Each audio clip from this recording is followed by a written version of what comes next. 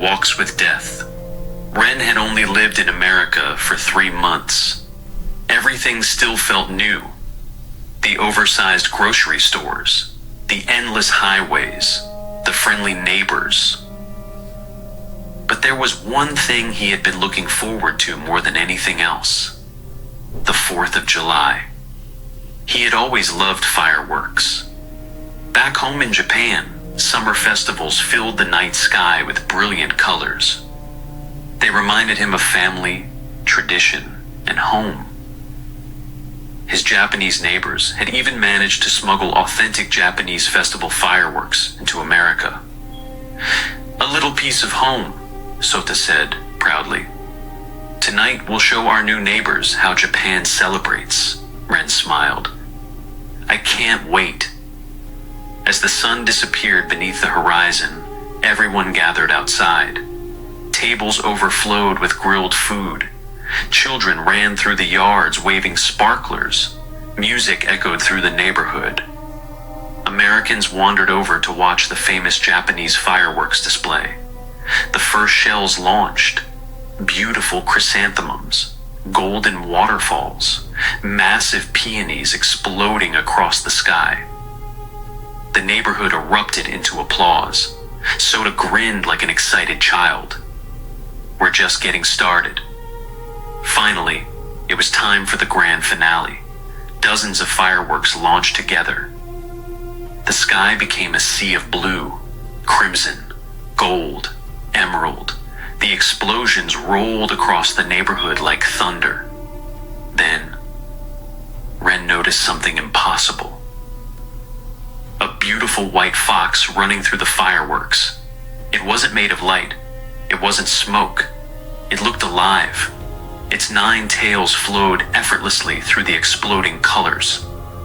The fox stopped, turned, looked directly at Ren. His heart stopped. His grandfather's stories suddenly echoed in his mind. "If the white fox ever looks at you, pray it keeps walking," the fox suddenly charged. It sprinted across the sky with impossible speed, straight toward him.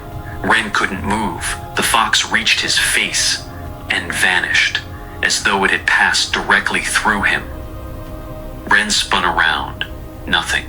No one else reacted. The fireworks continued. Everyone laughed. Nobody had seen it. He considered telling someone. Instead, he convinced himself it had been the alcohol. One drink too many.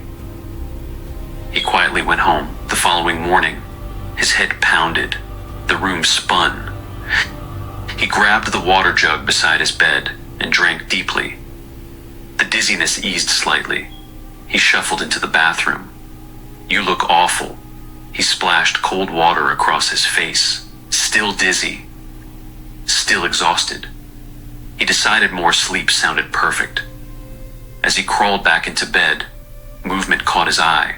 Someone stood outside his bedroom window, perfectly still, watching him. Ren frowned. "What the?" He stepped closer. The man never blinked, never moved. Then Ren noticed the machete hanging at the stranger's side. His pulse skyrocketed. He quietly locked the window. The stranger slowly lifted his head, silver eyes, completely glowing silver. Ren stumbled backward. He rushed to his gun safe, loaded his pistol, returned to the window.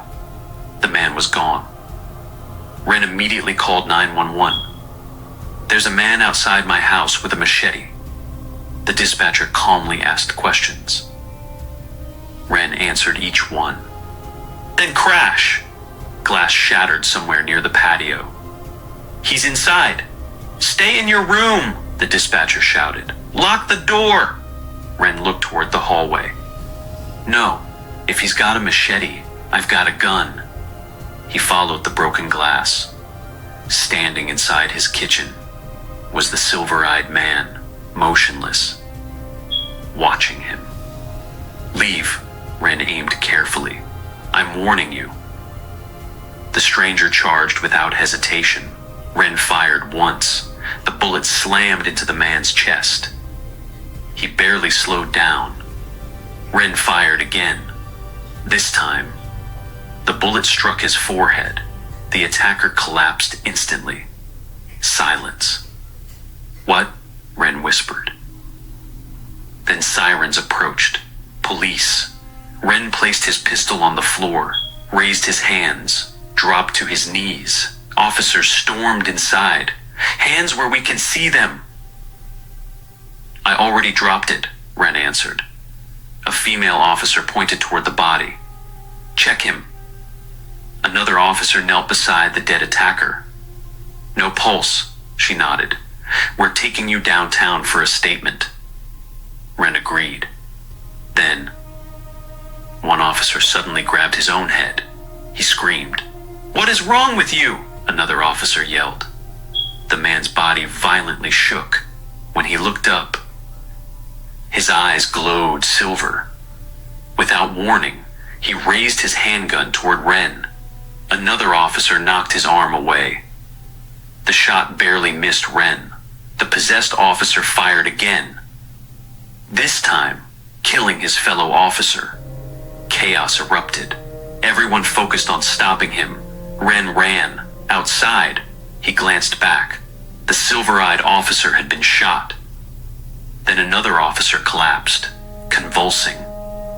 When he stood, his eyes were silver too. Wren didn't wait. He sprinted away. His keys remained inside the house. It didn't matter. He understood now. The fox hadn't been a hallucination. It had marked him. Something ancient had chosen him. He ran through downtown. People suddenly turned toward him. A woman abandoned her shopping cart and sprinted at him with a butcher knife. A delivery truck jumped the curb trying to hit him. A construction worker dropped a steel beam from 6 stories above. Each attempt narrowly missed. Everywhere Wren went, death followed. His grandfather's words echoed once more. The white fox serves those who guide souls into the afterlife. Once it marks you, the gods of death will never stop searching. Wren finally understood. This wasn't possession. He had become prey. He ran for hours.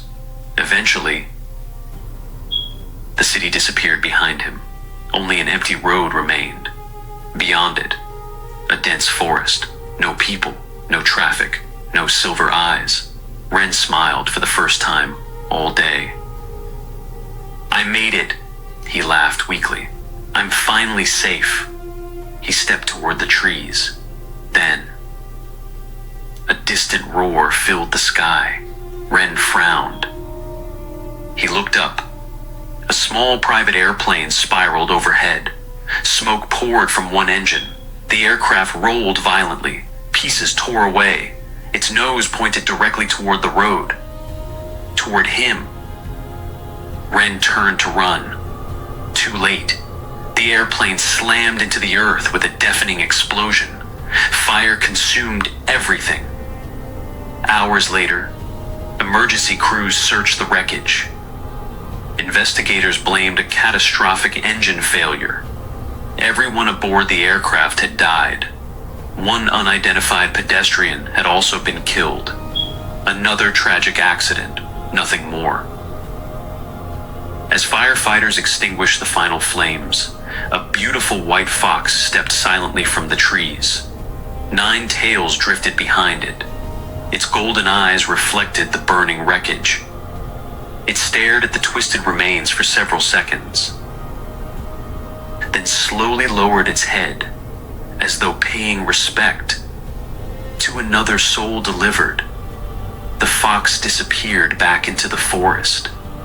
Somewhere beyond the world of the living, the gods of death welcomed one more name. And above the dying flames, a single firework, late from the previous night's celebration, burst silently across the evening sky.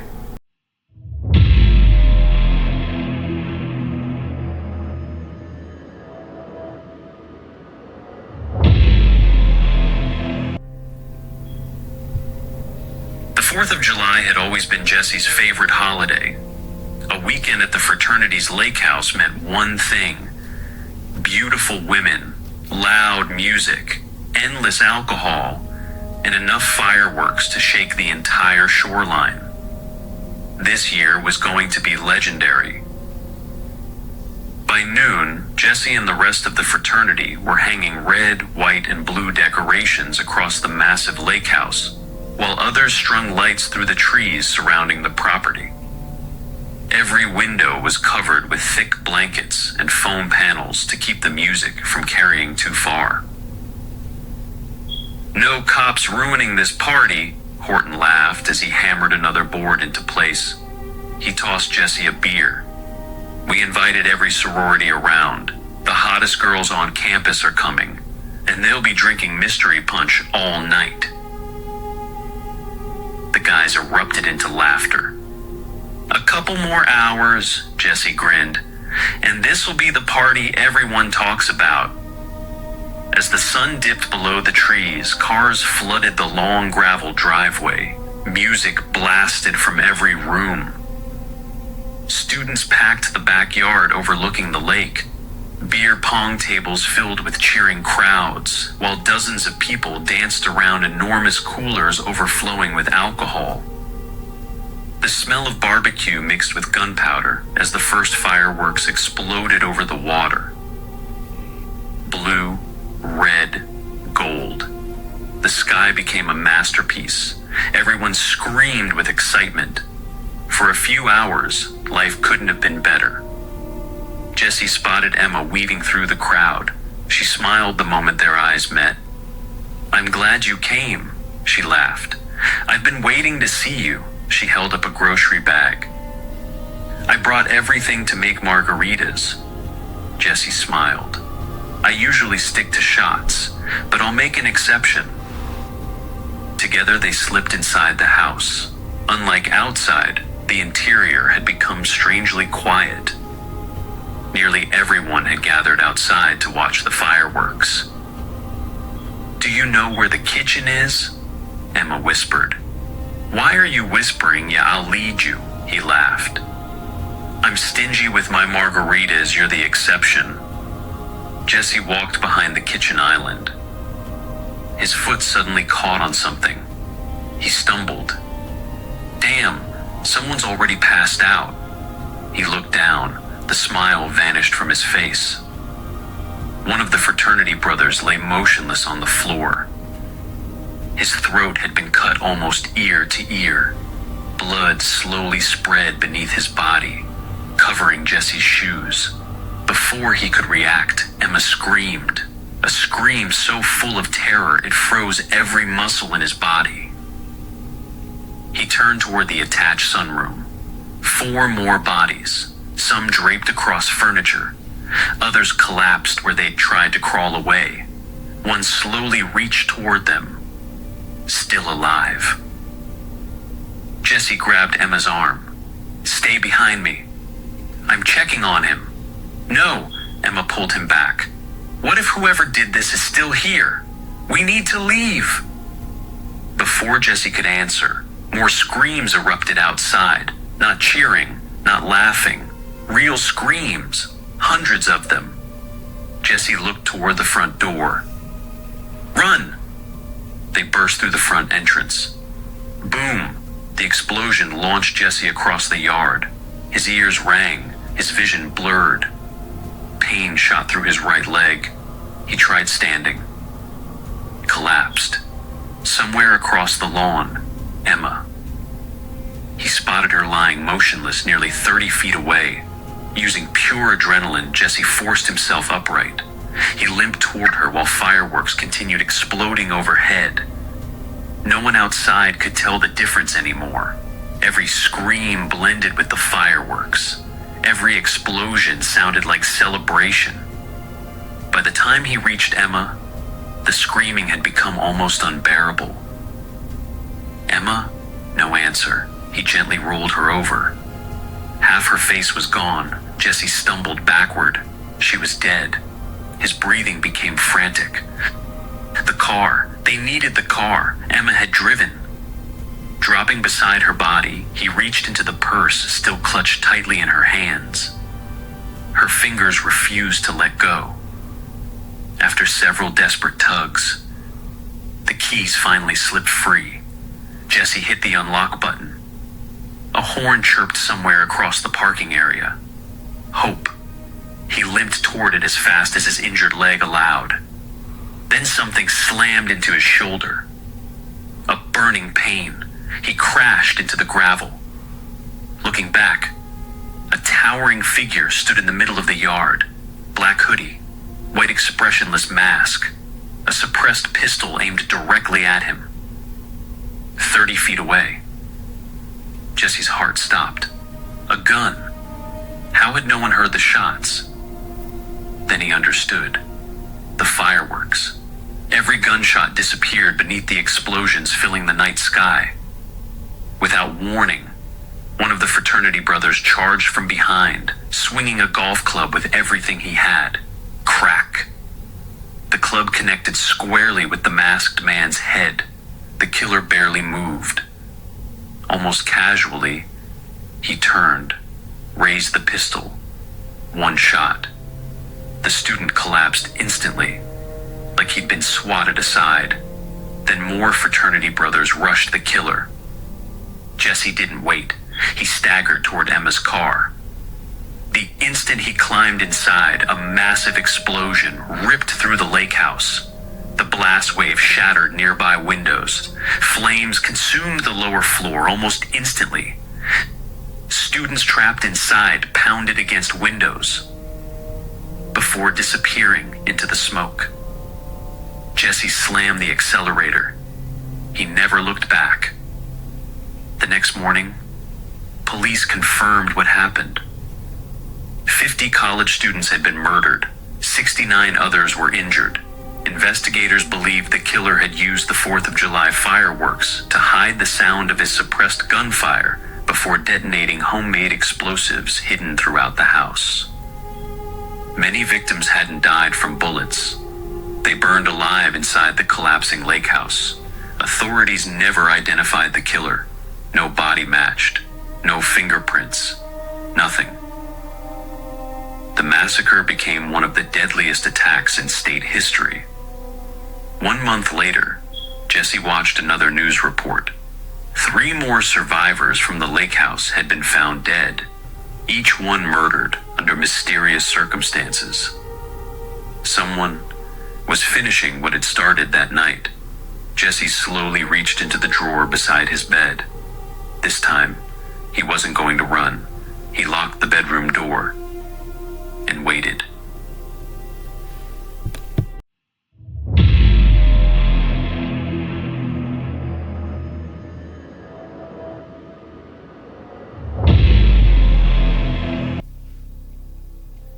Jamie couldn't remember the last time she'd had an entire weekend to herself.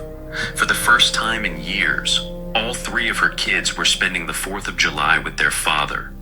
No diapers, no cartoons, no bedtime routines. Just peace. She slipped into her favorite yellow sundress, spent nearly 2 hours doing her hair and makeup, and smiled at herself in the mirror. She wasn't looking for a date. She wasn't trying to impress anyone. She just wanted to feel beautiful again. Motherhood had a way of making every day feel rushed. Tonight, she wanted to remember who she was before becoming mom. Her phone rang. "Hey!" Susie shouted, ready to get buzzed and light some slightly illegal explosives. Jamie laughed. "I've been ready all week." "Well, change of plans." "Oh no. We decided we're becoming children tonight." Jamie narrowed her eyes. "Do I even want to know?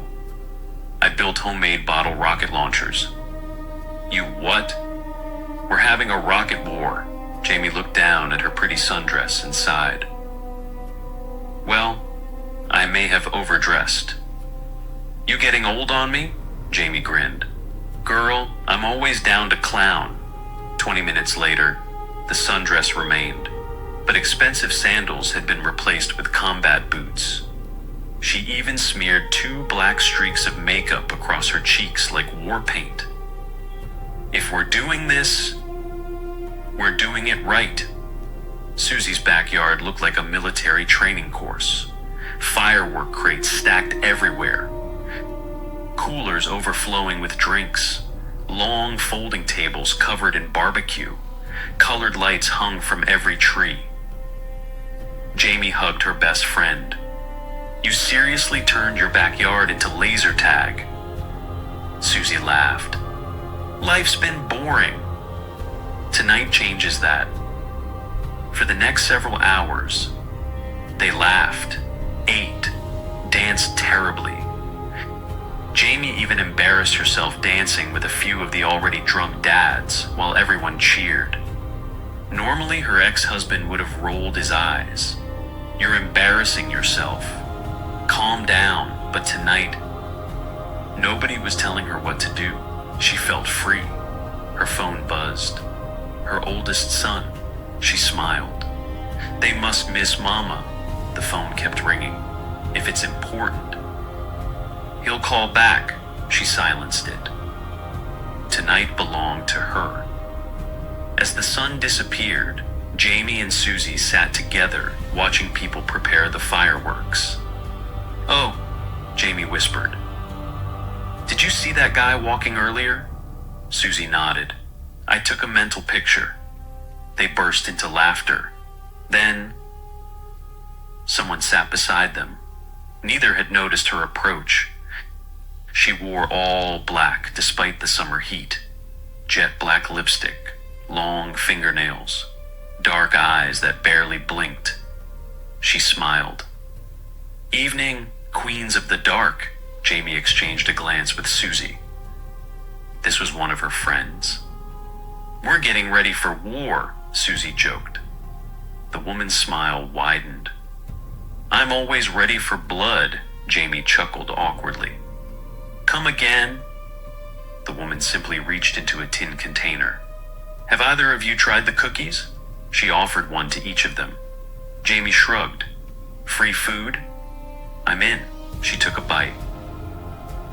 The cookie tasted strange, earthy, almost metallic. Jamie leaned towards Susie. "If she baked baby goat blood into these, I'm haunting you." Susie laughed. "You are so dramatic." Darkness finally arrived. Bottle rockets screamed across the backyard.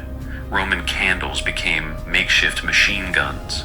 Adults dove behind lawn chairs laughing like children. For hours, nothing else mattered. By midnight, Jamie was exhausted. She ordered an Uber, hugged everyone goodbye, and went home smiling. The next morning, no headache, no hangover, perfect. She cooked herself an omelet, sat down, took one bite. Something moved inside her mouth. She froze, then felt tiny legs crawling across her tongue. Jamie screamed. A cockroach crawled from between her lips. She slapped it away. The insect vanished before it hit the floor. She looked down. Only breakfast remained. No bugs. Nothing. "What?" She stared at her food. "I'm losing my mind." Lunch was worse. The second she swallowed, hundreds of centipedes poured from her mouth, across her chin, down her shirt. She clawed frantically at her skin. When she looked again, nothing. No centipedes, no bites, no evidence, only her racing heartbeat. It happened every single meal. Breakfast, lunch, dinner. Every bite brought another horrifying swarm. Eventually, Jamie stopped eating altogether. Desperate, she called Susie. Before Jamie could explain, Susie interrupted. "You're seeing bugs too." Jamie's blood ran cold. "It isn't just me. No. Everyone from the party. Everyone." They tracked down every guest they could. Every single person described the same nightmare. Roaches, ants, centipedes, maggots, different insects, the same curse. Only one person never answered. The woman in black. The one who called herself the Dark Queen. She had vanished without a trace. No address, no phone number, no social media. It was as if she'd never existed. Weeks passed. Jamie grew thinner. Every attempt to eat became unbearable. Then, the hallucinations escaped mealtime. She glanced into the bathroom mirror. A cockroach slowly crawled from her eye socket. She screamed, blinking wildly. The reflection returned to normal. People from the party began dying.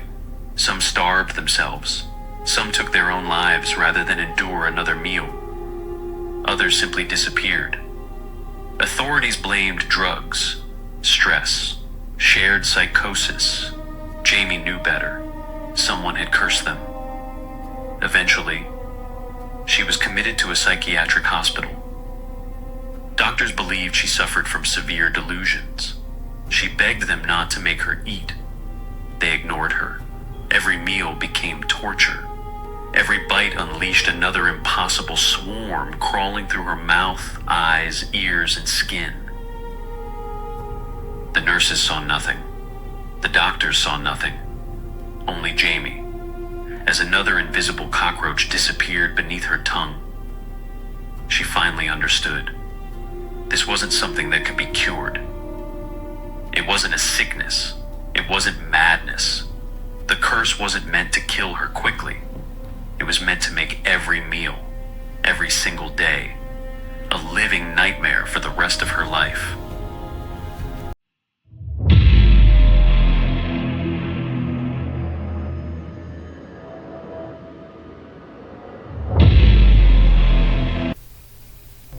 Gerald had been running for months. It all started with one gunshot. A man broke into his home looking for an easy robbery. Instead, he found Gerald.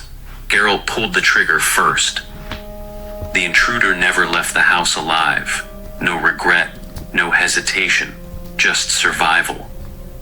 But survival came with a price. Days later, a car rolled past his home. Gunfire erupted. Gerald was hit twice. He barely survived. While recovering, his friends finally told him the truth. The man he'd killed had a brother, a man everyone feared. Suavai. People whispered his name. They said he didn't need a reason to kill. He enjoyed it, and unlike most shooters, he never forgot a face.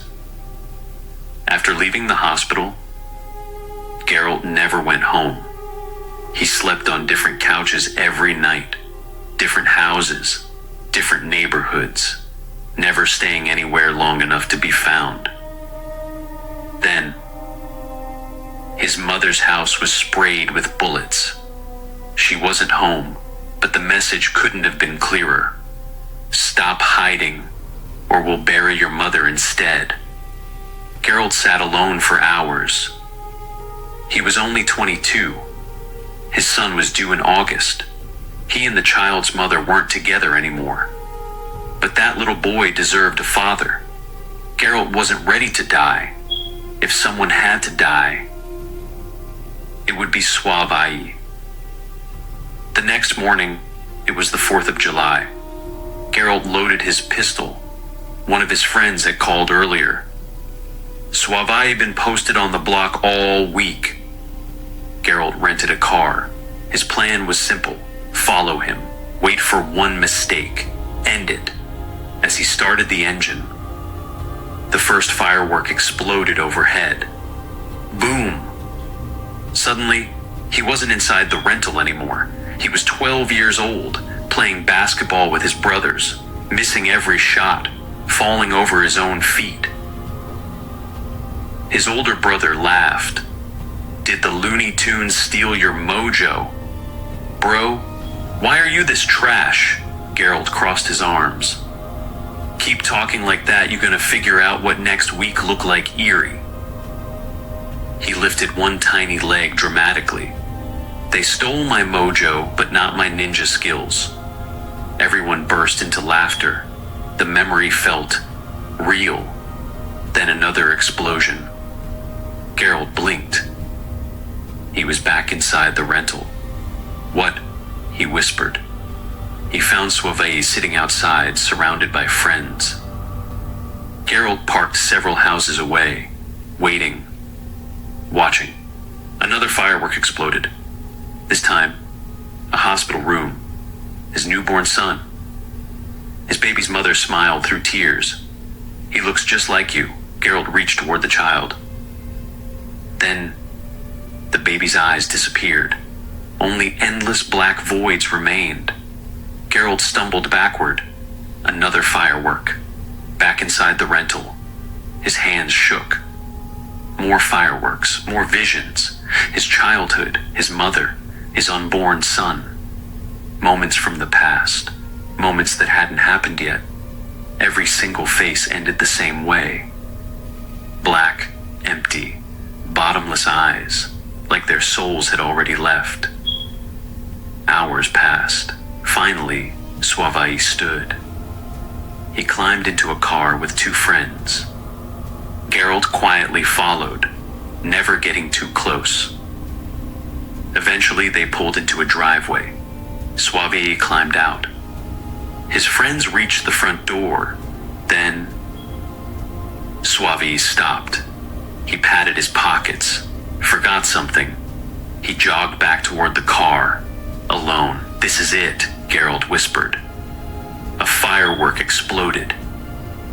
Gerald ignored the vision. He raised his pistol. Bang! The gunshot disappeared beneath the fireworks. His bullet struck Suave square in the chest. Another firework. Another shot. Bang! Suave collapsed beside the car, motionless. Gerald smiled. Finally, it was over. Then, another firework exploded. One final vision. Suave stood in front of him, perfectly unharmed, smiling. "You finally caught me," he chuckled. "But look at you." Gerald blinked. The vision disappeared. He looked toward the house. Suave's body was gone, confused. He glanced into the rental's side window. His breath caught. A bullet hole sat in the side of his neck. Blood soaked his shirt. His eyes were nothing but endless black voids. He slowly touched the wound. His fingers passed through it like smoke. The realization hit all at once. Suave had found him first. Everything after the first firework, the drive, the chase, the shooting, had never happened. He had been dying the entire time. The fireworks weren't showing him memories. They were guiding his final moments, one by one, until his soul finally understood it was already gone. As the last firework of the night burst across the sky, Gerald's reflection smiled. He didn't. Then both vanished with the smoke.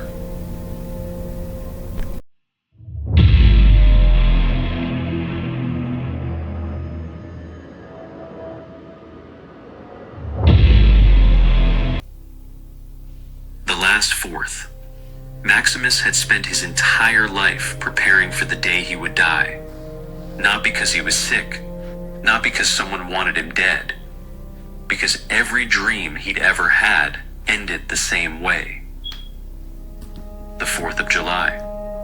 Ever since he was a child, his nights had never truly been his own. He dreamed in memories that weren't his. He walked ancient Roman roads beside a wife whose name he somehow remembered.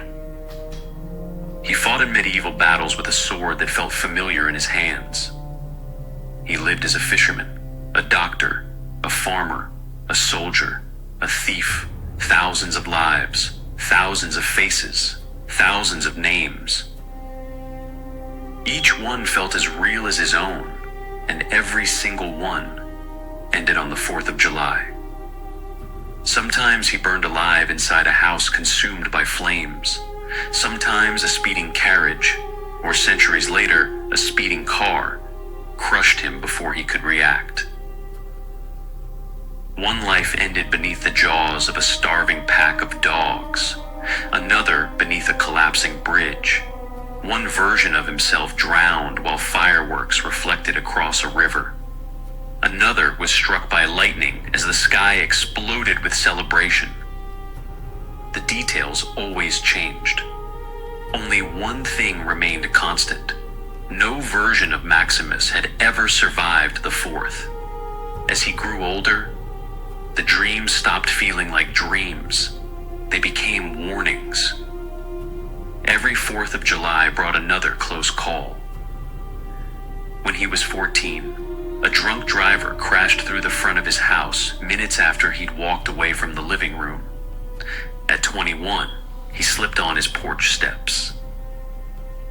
A rusted metal stake protruded upward from broken railing beneath him.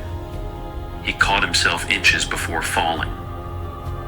At 26, a neighbor's fireworks ignited a tree that crashed exactly where he'd been standing moments before. Every year, death came closer. Every year, something failed to finish the job. Maximus stopped celebrating the holiday years ago. No parties, no fireworks, no barbecues.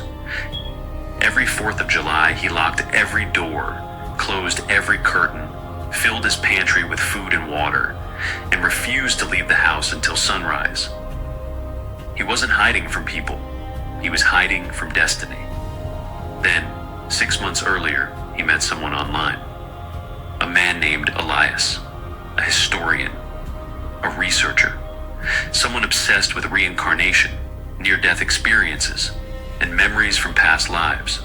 At first, Maximus assumed Elias would call him insane. Instead, Elias believed every word.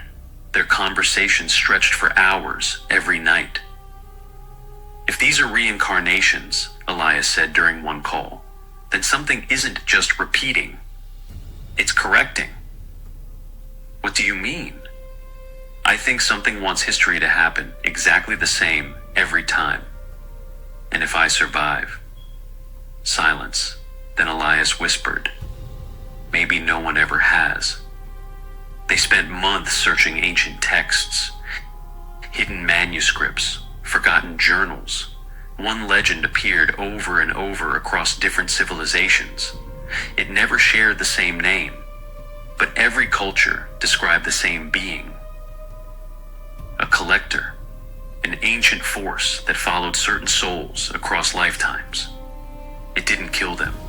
It simply made sure destiny never missed. Elias finally reached a terrifying conclusion.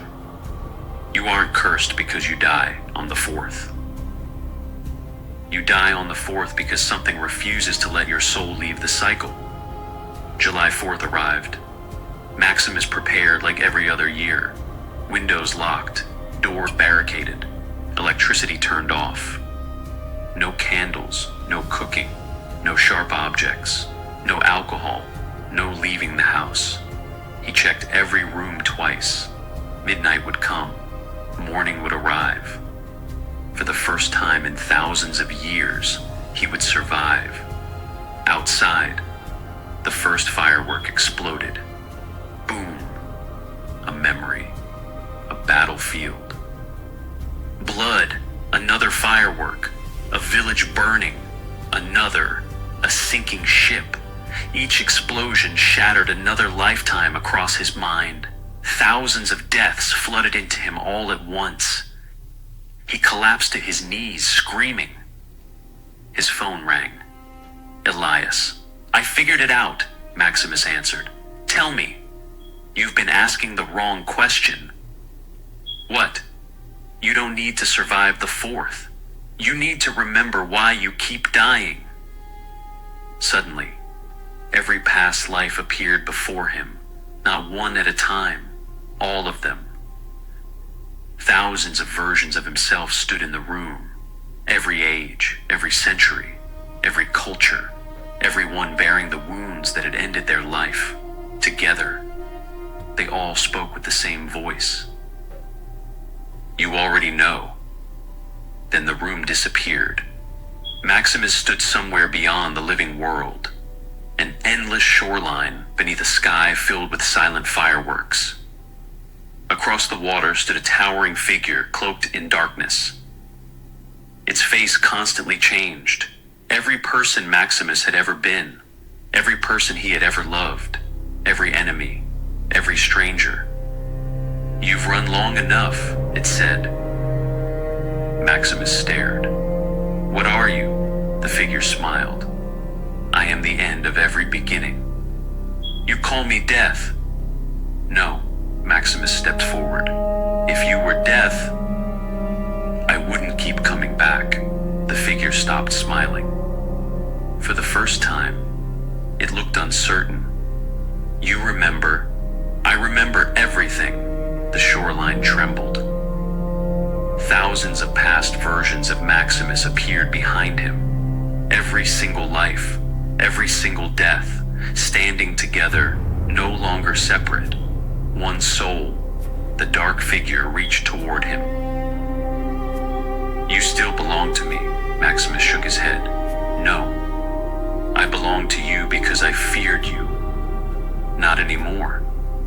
The thousands of souls stepped forward as one. The sky split apart. The fireworks above became stars. The shoreline cracked. The cycle began to collapse. For the first time, death took a step backward. Morning sunlight poured through Maximus's bedroom window. Birds chirped outside. No explosions, no fire, no car crash, no attack. He slowly opened his eyes, alive, for the first time. July 5th. He laughed, then cried. The cycle had ended. Months later, Elias called again. "I've got something. What is it?" "I found another person." "They've been dreaming about lives that aren't theirs." Maximus smiled sadly. "How old?" 8. Maximus looked out the window as distant fireworks from another celebration echoed across the horizon.